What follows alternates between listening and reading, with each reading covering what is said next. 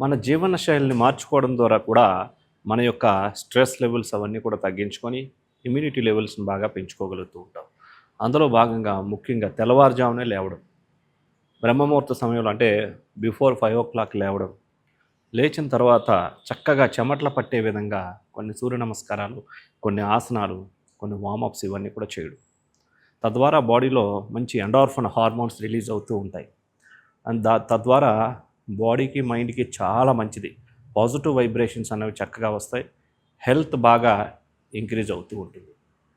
తర్వాత చక్కగా మెడిటేషన్ చేసుకోవడం. చక్కగా ఆ రోజు చేయాల్సినటువంటి దైనందిక జీవన శైలిని ఆ రోజు ఏమేమి కార్యక్రమాలు చేయదలుచుకున్నారో చక్కగా రాసుకోవడం. ఒక ప్రణాళికబద్ధకంగా చక్కగా దైనందిక దినచర్యని ఒక సిస్టమేటిక్గా చేయడం. అదేవిధంగా ఆహారం కూడా చాలా ముఖ్యమైనటువంటిది. ముఖ్యంగా ఈ యవ్వన శక్తిని పెంచేటటువంటి దీనికి సంబంధించి కొన్ని బెర్రీస్ బాగా తీసుకోవడం చాలా మంచిది. అంటే స్ట్రాబెర్రీస్, బ్లూబెర్రీస్, బ్లాక్ బెర్రీస్ ఇవన్నీ కూడా బాడీలో చక్కగా రోగనిరోధక శక్తిని పెంచి అవి మన శరీరంలో కొలాజన్ అనేటువంటిది ఎనర్జీ లెవెల్స్ బాగా పెంచి శరీరం ముడతలు పడిపోకుండా ఉండడానికి ఉపయోగపడేటటువంటిది శక్తిని బాగా పెంచుతూ ఉంటాయి. అదేవిధంగా ఆకుకూరలు, కూరగాయలు, నట్స్, ఫ్రూట్స్. మరి మీరు అంటూ ఉంటారు ఇవన్నీ తీసుకోవాలంటే చాలా ఎక్కువ ఖర్చు అవుతుంది కదండి అని అనుమానం అనుకుంటూ ఉండొచ్చు. కానీ ఒకసారి ఆలోచించండి. ఒక్కసారి ఆరోగ్యం చేయి దాటితే అది అనారోగ్యం కింద మారితే చెప్పండి, తన ఆధీనంలో ఉంటుందా? కాబట్టి ఆహారమే ఔషధమైతే ఆహారమే ఆరోగ్యాన్ని ఇస్తుంది. ఆహారం సరిగా తీసుకోకపోతే ఔషధాలని ఆహారంగా తీసుకోవాల్సిన పరిస్థితి రావచ్చు.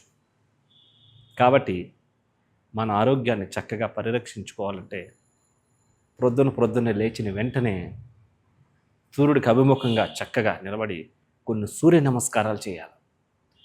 సూర్య నమస్కారాలు చేసినట్లయితే ఇది ఎట్లాంటి స్ట్రెస్నైనా సరే ఇమ్మీడియట్లీ తొలగించేస్తుంది. ఎట్లాంటి డిప్రెషన్ అయినా సరే. అదేవిధంగా వెయిట్ పెరగకుండా చేస్తుంది. కండరాల యొక్క బలాన్ని పెంచుతుంది.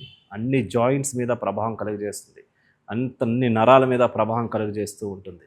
సో చాలా అద్భుతమైనటువంటి ఈ సూర్య నమస్కారాలు ఏ విధంగా చేయాలో చేసి చూద్దాం. ముందుగా ఒక మ్యాట్ వేసుకొని మ్యాట్ ముందు నమస్కార స్థితిలో నిల్చోవాలి. ఈ విధంగా ఈ స్థితిలో శ్వాసను తీసుకుంటూ హ్యాండ్స్ రేజ్ చేస్తూ ఊర్ధ హస్తాసనం అంటారు. అంటే హస్తాలను రేజ్ చేస్తూ పూర్తిగా వెనక్కి వంగుతూ ఇలా ఉండే స్థితిని ఊర్ధ హస్తాసనం. రెండోది శ్వాసను విడిచిపెడుతూ ముందుకు వంగుతూ పాదహస్తాసనం. మూడోది అశ్వ సంచలనాసనం. ఒక కాలుని వెనక్కి తీసుకెళ్ళాలి, పూర్తిగా పైకి చూడాలి. మూడో స్థితిని అశ్వ సంచలనాసనం అంటారు. నాలుగోది కోకిలాసనం. రెండో కాలును కూడా వెనక్కి తీసుకెళ్ళి బాడీ స్ట్రైట్గా ఉండాలి, ఎగుడు దిగుడుగా ఉండకూడదు, బాడీ డౌన్ ఉండకూడదు. ఐదోది మార్జాలాసనం అంటారు. మోకాలను గ్రౌండ్కి టచ్ చేసి వెనక్కి వెళ్ళాలి, హ్యాండ్స్ మూమెంట్ ఉండకూడదు, చేయకూడదు, హస్తాలు ఎక్కడైతే ఉన్నాయో అక్కడే ఉంచాలి. ఆరోది సాష్టాంగ నమస్కారం. ముందుకు వచ్చి గడ్డాన్ని నేలకు తాకించాలి. ఛాతీ, 2 మోకాళ్ళు, 2 పాదాలు. ఛాతీకి మోకాళ్ళకి మధ్య పృష్ఠభాగాన్ని పైకి లేపాలి. దీన్నే సాష్టాంగ నమస్కారం అంటారు. ఏడోది భుజంగాసనం. శ్వాసను తీసుకుంటూ పూర్తిగా హెడ్ని, నెక్ని, చెస్ట్ని రైట్ చేస్తూ ఈ విధంగా చేసేటటువంటి దాన్ని భుజంగాసనం అంటారు. 8 పర్వతాసనం, మౌంటైన్ పోస్చర్. హిప్పు భాగాన్ని పూర్తిగా పైకి లేపి తల లోపలగా ఉంటుంది, పూర్తిగా పర్వతం స్థితిని పోలి ఉంటుందన్నమాట. ఈ స్థితిలో డిప్రెషన్స్, ADHD లాంటి ప్రాబ్లమ్స్ అన్నీ కూడా పూర్తిగా సెట్ అయిపోతాయి. 9 మళ్ళీ రిపీట్ మార్జాలాసనం. నీస్ ఫోల్డ్ చేసి మరలా వెనక్కి వెళ్ళి. 10 అశ్వ సంచలనాసనం. ఏ కాలు అయితే వెనక్కి తీసుకెళ్ళామో అదే కాలుని ముందుకు తీసుకురావాలి. 2 చేతుల మధ్యలోకి తీసుకొని రావాలి. తల పూర్తిగా పైకి చూస్తున్న విధంగా ఉండాలి. 11 పాదహస్తాసనం. రెండో కాలును కూడా ముందుకు తీసుకురావాలి. 12 ప్రణామ్ ఆసనం. మరలా నమస్కార స్థితికి వచ్చేయాలి. సో ఈ రకంగా 12 ఆసనాలు చూసారు కదండి. ఈ సూర్య నమస్కారాలు చేస్తే ఎప్పటికీ స్లిమ్గా ఉంటాం. అందరూ ఆరోగ్యంగా ఉండాలని కోరుకుంటున్నాం. యోగాతో అందరికీ ఆరోగ్యం. నమస్కారం.